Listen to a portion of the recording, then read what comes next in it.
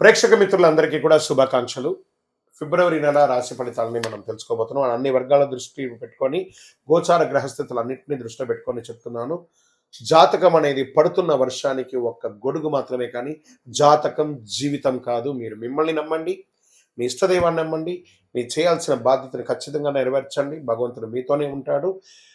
మనం ప్రయాణంలో ఒక స్పీడ్ బ్రేకర్స్ ఎలా ఉంటుందో అలా జాతకాన్ని వాడండి. ఈ యొక్క జాతకం, ఈ వీడియో మీ యొక్క వ్యక్తిగత జాతకానికి ఒక 30% మాత్రమే వస్తుంది.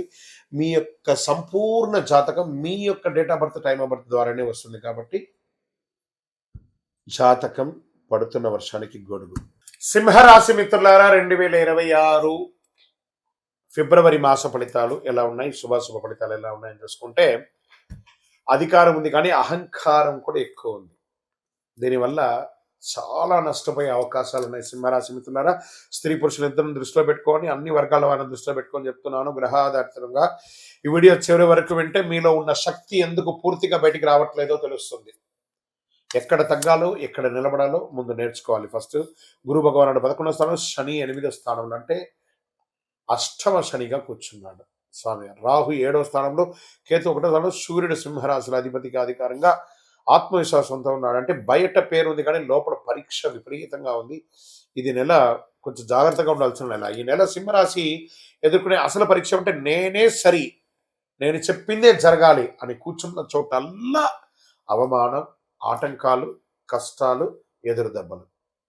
దీనివల్ల ఆరోగ్యం కూడా ఇబ్బంది అవుతుంది, కుటుంబం దూరం అవుతుంది, వ్యాపారంలో పార్ట్నర్ సమస్యలు అవుతుంది, ఉద్యోగంలో క్లాష్ వస్తుంది, ప్రేమికుల మధ్య ఇబ్బందులు వస్తాయి, అన్నదమ్ముల మధ్య ఇబ్బందులు వస్తాయి. కాబట్టి ఏం చేయాలంటే సింహరాశి నోరు మూసుకొని ఉండండి చాలు. ఈ నెలంతా సైలెంట్, ఎంత సైలెంట్గా ఉంటే అంత మంచిది.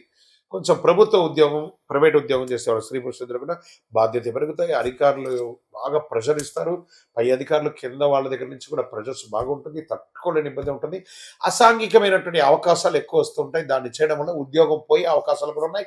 ప్రైవేట్ సెక్టార్లో కూడా ఏ సమయంలో ఉద్యోగం నుంచి తీసేస్తారనే భయంతో ఉంటారు. కాబట్టి మీరు ఆల్టర్నేటివ్ ఇన్కమ్ కూడా చూసుకోవాలి, ఆల్టర్నేటివ్ ఉద్యోగాన్ని కూడా చూసుకోక తప్పదు. ఈ నెల వాదనలు వద్దు. లీడర్లా నడిస్తే గౌరవం. బాగా గుర్తుకోండి, బాస్లా కాదు, నాయకుడిలా ఉండాలి. ఇది కొంచెం అవకాశాలు ఉన్న అహంకారం వల్ల ఛాన్స్ పోయే అవకాశాలు ఉన్నాయి. కొత్త ఉద్యోగాలకి వినయంగా మాట్లాడితే విజయం. ఇంటర్వ్యూస్ కూడా ఆలస్యమయ్యే అవకాశాలు ఉన్నాయి. ఇండస్ట్రీస్, సర్వీస్ సెక్టార్, వ్యాపారం వాళ్ళకి ఇండస్ట్రీస్లో లీడర్షిప్ టెస్ట్ ఉంటుంది. సర్వీస్ సెక్టార్లో పబ్లిక్ డీలింగ్, వ్యాపారంలో పార్ట్నర్స్ ఇష్యూస్ కొంచెం ఎక్కువ ఉంటుంది. కాస్త జాగ్రత్త. మనీ ఫ్లో అనేది కొంచెం మిశ్రమంగా ఉంటుంది, కొంచెం తక్కువగా ఉంటుంది అని కూడా చెప్పచ్చు. లాభం కనిపిస్తుంది కానీ ఓవర్ కాన్ఫిడెన్స్ నష్టాన్ని కల్పిస్తుంది. షార్ట్ టర్మ్ ట్రేడింగ్ అసలు చేయకండి, లాంగ్ టర్మ్ ప్లాన్ చేసుకోండి. షేర్ మార్కెట్లో అంతా కూడాను. ఇంకా విదేశాల్లో ఉన్నటువంటి చదువుకున్నటువంటి విద్యార్థులకి ఉద్యోగాలు దొరకకుండా, లేదా ఈ యొక్క H1 లేదా ఇంకా మీకు సంబంధించిన విషయాలంతా ఆలస్యం అవుతున్నాయి చూసారా, జాగ్రత్త. తప్పదు, కొంచెం మాట పడాల్సి వస్తుంది.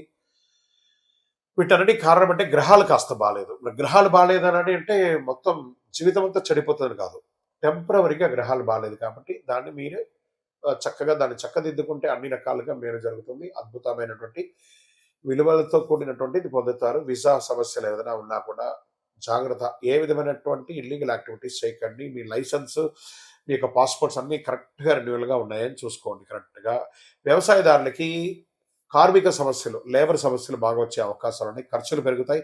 అధిక ఆశ వద్దు, నిలకడే లాభం. చక్కగా కూరగాయల పంట కూడా మీకు చాలా కలిసి వస్తుందని కూడా చెప్పచ్చు.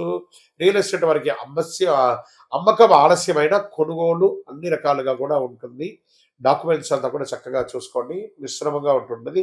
స్పెక్యులేషన్, ఈ యొక్క మీడియేషన్ చేసే వాళ్ళకు కూడా మంచి కమిషన్స్ వచ్చే అవకాశాలు ఉన్నాయి. కోర్టు కేసులంతా కూడా ఈగో క్లాష్ ద్వారా డ్యామేజ్ అయ్యే అవకాశాలు ఉన్నాయి. సెటిల్మెంట్ ఆలోచిస్తే మంచిది. తీర్పులు కూడా మీకు నెగిటివ్గా వచ్చే అవకాశాలు ఉన్నాయి. ప్రేమికులు ప్రేమలో అహంకారం పెరిగిపోయి విడిపోయే అవకాశాలు కూడా ఉన్నాయి.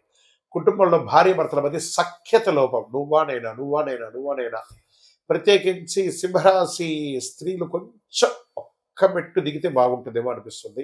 అది కొంచెం జాగ్రత్తగా ఉంటుంది. మీ పిల్లలపై కూడా మీరు అధికారం ఎక్కువ చూపిస్తుంటారు. అధికారం కాదు, ఆప్యాయత అవసరం అనేది కూడా చెప్పడం జరుగుతుంది.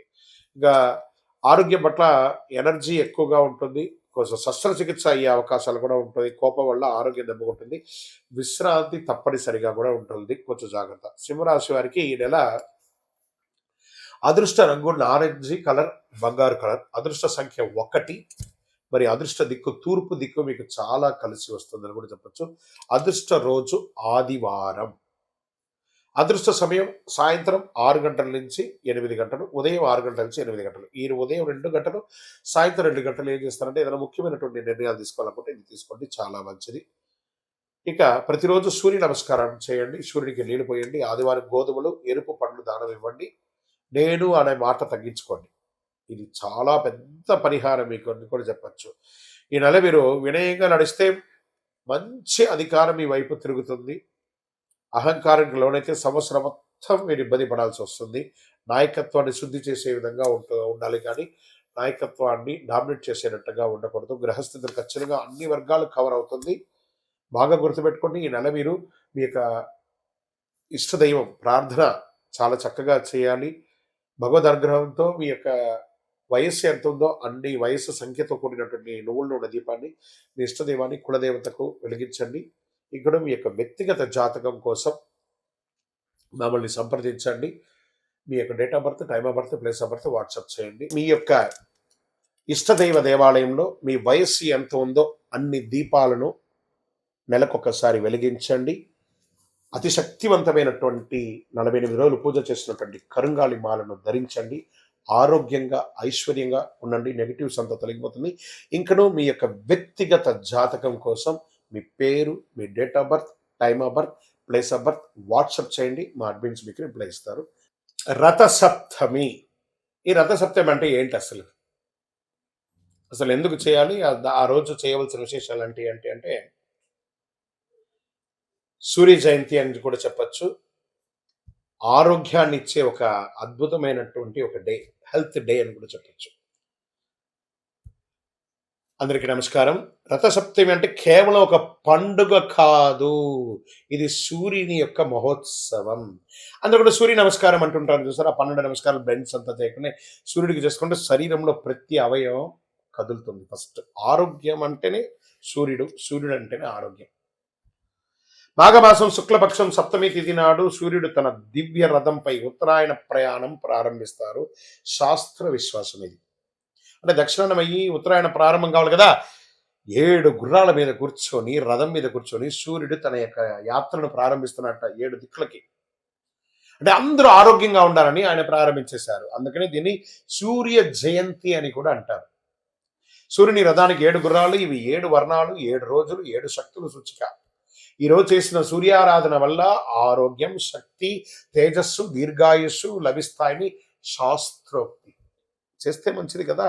అర్క స్నానం, ఈ జిల్లేడాకు ఉంటుంది కదా, ఆ జిల్లేడాకుని నెత్తి మీద పెట్టుకొని తల ముందు నువ్వుల నూనెతో చక్కగా శరీరంతో అభ్యంగన చేసి సూర్యుడు ఉదయించగానే లేచి వారికి నమస్కారం చేసి ఆ జిల్లేడాకు పెట్టి మంచి వేడి నీళ్లతో స్నానం చేసి అది పడుతుండగా ఆ ఆకుని కింద పడేయకుండా చేయాలి స్నానం. అదే నీళ్ళ యొక్క ఫోర్స్తో పడిపోవాలి. పెట్టుకోవడం మాత్రమే బాధ్యత. అది జిల్లేడాక అంటే అవును, అక్కడే శ్వేతార్క మూల నివాసాయ. ఆయన శ్వేతార్కం అంటే ఆయనకి చాలా ఇష్టం, తెల్లటి జిల్లేడు అంటే. ఆ అర్కం ఎలా పెట్టుకోవాలి?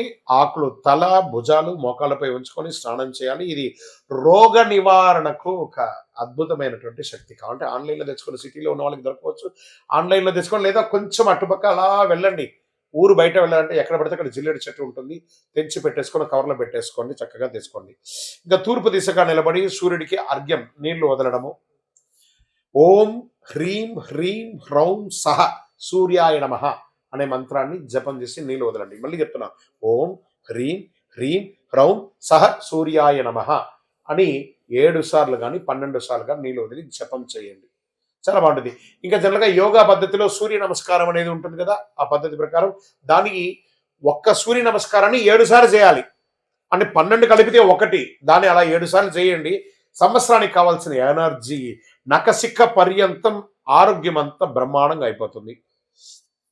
ఆరోగ్యం సూర్యానుగ్రహం వల్లే లభిస్తుంది. కాబట్టి రథసప్తమి నాడు చేసిన సూర్యారాధన సంవత్సరంతో శక్తినిస్తుంది. అద్భుతమైనటువంటి విశేషాలను పొందుతా. ఈరోజు ఏం చేయాలి? ఉదయం లేవగానే అద్భుతంగా పెద్దవాళ్ళకి నమస్కారం చేయాలి. మంచి ఒక చెట్టు నాటాలి.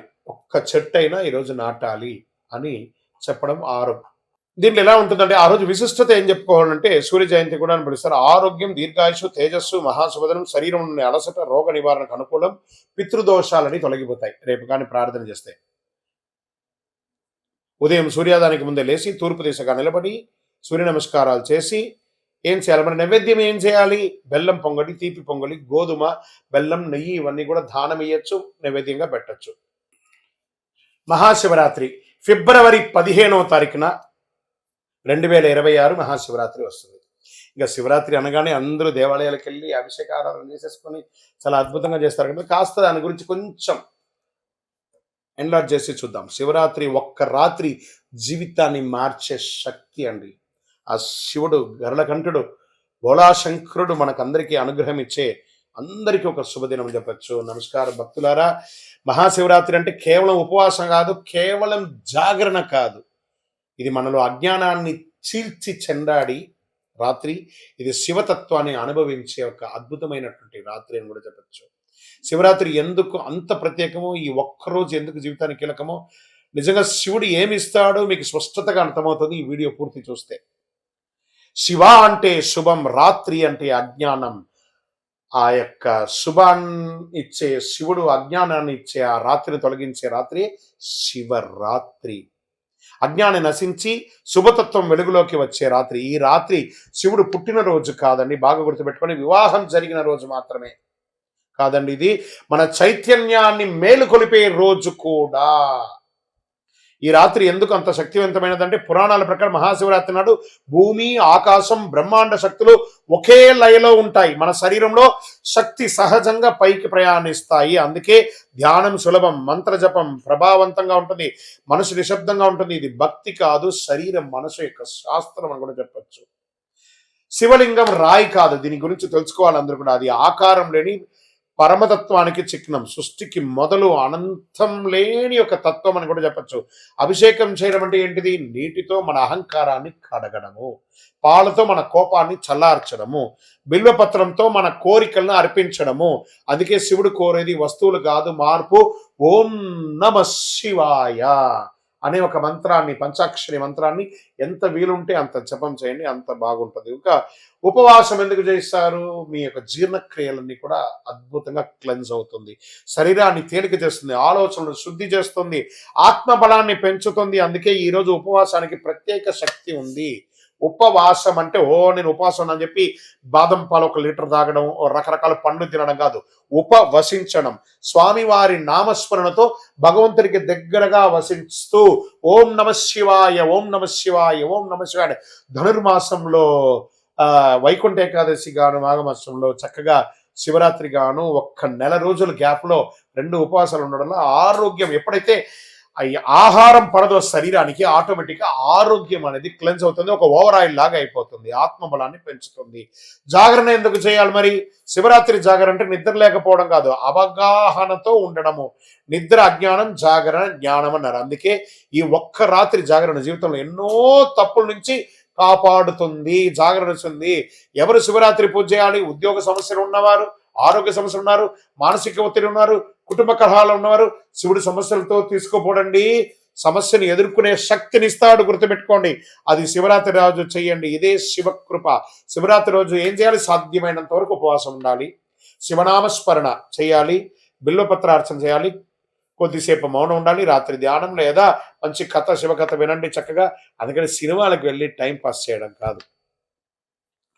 భయం అవసరం లేదు, ఖరీదైన పూజ అక్కర్లేదు, భక్తి అవగాహన చాలండి. ఎవరు చెప్పిన శివరాత్రి నిజం, ఇది గుర్తుపెట్టుకోండి. శివుడు కోరికలు తీరుస్తాడు అనుకుంటే అది భక్తి, శివుడు మనల్ని మారుస్తాడు అనుకుంటే అది జ్ఞానం. మహాశివరాత్రి కోరికల పండగ కాదు, చైతన్య పండగ. మహాశివరాత్రి మీ జీవితంలో శాంతి, స్థిరత్వం, శివతత్వం ప్రసాదించాలని ఓం నమ శివాయ. అందరూ ఆయురారోగ్య ఐశ్వర్య భోగభాగ్యాలతో ఉండాలని అఖిలాండ కోటి బ్రహ్మాండ నాయకుడు ఆ యొక్క కైలాసనాథుని ప్రార్థన చేసుకుంటున్నాం. ఓం నమ శివాయ, ఓం నమ శివాయ, ఓం నమ శివాయ.